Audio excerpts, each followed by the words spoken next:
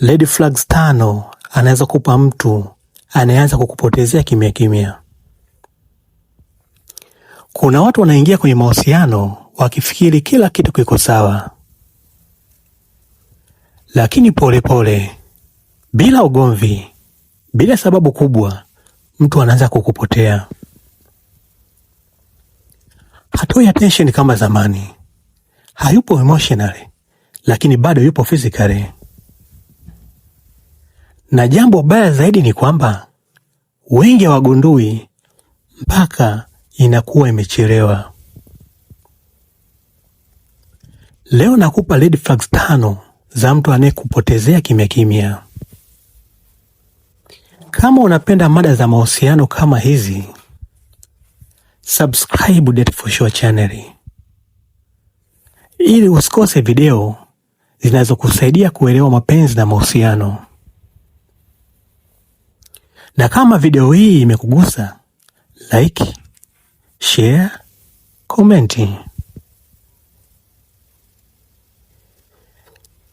Red flags ya kwanza, anapunguza juhudi bila sababu ya wazi.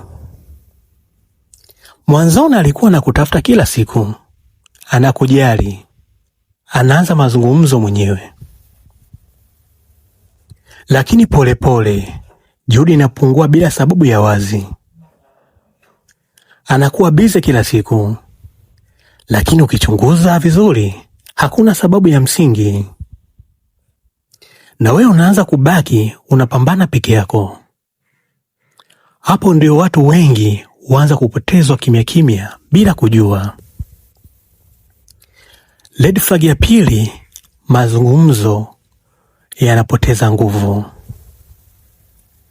Mwanzo mlikuwa mnaongea kila kitu, maisha, mipango, hisia na bla bla zingine. Lakini sasa mazungumzo yamekuwa mafupi sana. Inakuwa ni poa, sawa, niko bize. Hakuna tena connection ya kihisia.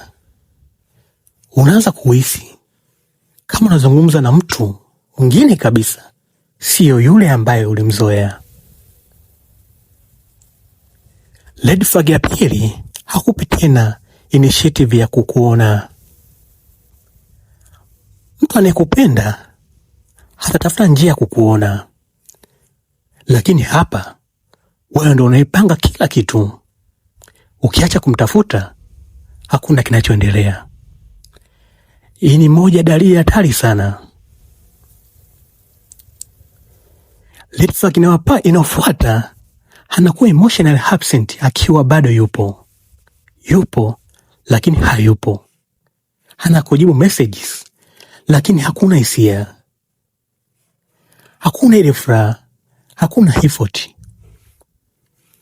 Unaanza kuhisi kama unazungumza na mtu ambaye ameshajiondoa kimya kimya. Red flag nyingine, unaanza kulazimisha mahusiano.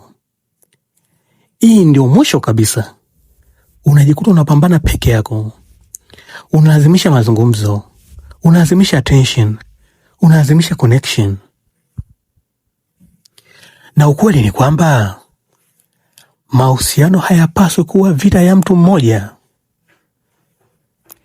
Kama unakutana na hizi red flags, ujue mtu huyo anaanza kukuondoa kimya kimya. Na kama hautaamka mapema, utabaki unashangaa kilichotokea. Niambie kwenye comment, umewahi kupitia hii?